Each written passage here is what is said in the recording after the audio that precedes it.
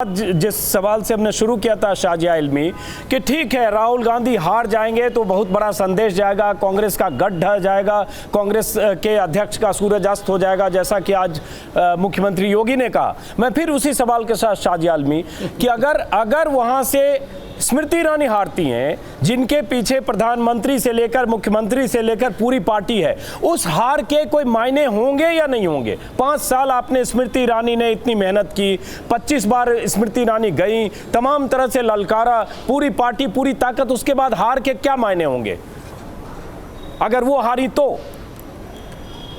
नहीं, मुझे लगता है 25 बार से ज्यादा स्मृति ईरानी गई और मुझे लगता है चाहे वो सीएम हो या प्रधानमंत्री हो, वो सब कैंडिडेट्स के साथ उतने ही तरह से लगे हैं। आपको सिर्फ बता दूं, स्मृति ईरानी 21 बार, जाहिर सी बात है क्योंकि स्मृति जी, राहुल गांधी, मुझे बोलने दीजिए, मुझे बोलने दीजिए, मुझे खत्म करने दीजिए मेरी बात को।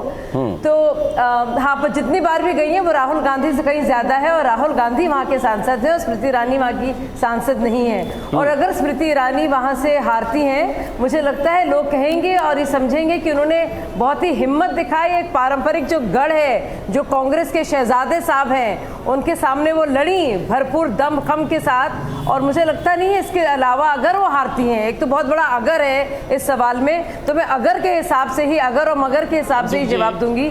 तो ये लगेगा क्योंकि उन्होंने बहुत मेहनत की, लेकिन गांधी परिवारवाद जो है और जो मदद मिली है सपा बसपा से, उनके कैंडिडेट ना होने से उसको फायदा राहुल गांधी को मिला है और शायद इस वजह से स्मृति ईरानी नहीं जीत पाई हैं। ये लोग इसके मायने उठाएंगे, मुझे लगता नहीं इसके अलावा कुछ ज्यादा मायने होंगे। स्मृति ईरानी जब हम सुनते हैं जिस तरह की अपनी बात को रखती हैं, तो मुझे लगता है वो उनकी अपनी प्रतिष्ठा में जरा से भी कोई कमी नहीं होगी। शाजिया, जवाब संजय झा देंगे, लेकिन जो आप कह रहे हैं सपा बसपा नहीं है, तो दूसरा पहलू भी है कि पिछली बार स्मृति ईरानी के साथ बीएसपी और आम आदमी पार्टी भी थी और दोनों को, किसी को 50,000 किसी को 25,000 वोट मिले, इसमें इस बार वो सब भी नहीं है।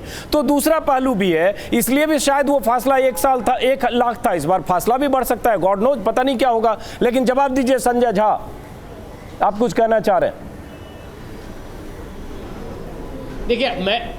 देखिए मैं संक्षेप में इतना ही कहूँगा कि देखिए, अहंकार और घमंड जब हमारे राजनीतिक मित्रों को होता है तो हमें वो बहुत पसंद होता है। जब मोदी जी कहते हैं हम 300 सीट जीतेंगे, अमित शाह बोलते हैं 50 साल तक हमारा राज रहेगा, अरे बोलने दीजिए। अरे छत्तीसगढ़, मध्य प्रदेश और राजस्थान में जो अभी भी जो चुनाव हुए थे, उसमें जनता का क्या सोच है वो भारतीय जनता पार्टी अच्छी तरीके से जानती है। और इसीलिए ना कि मोदी जी अच्छे दिन के बारे में तो कोई बात ही नहीं करते हैं। आज बेरोजगारी के बारे में चुप, आज किसानों की आत्महत्या के बारे में शांति, क्यों? महंगाई बढ़ती जा रही है, कुछ बोलते नहीं है। और इनके राज में हुआ क्या है? सिर्फ नफरत और नकारात्मक राजनीति। और अब तो इमरान खान ने भी बोल दिया कि हमको तो मोदी जी बहुत पसंद है। आईएसआई पाकिस्तान के बोलते हैं हमको मोदी जी बहुत पसंद है। तो राष्ट्रीय सुरक्षा का ये क्या मुद्दा लेकर लड़ रहे हैं चुनाव?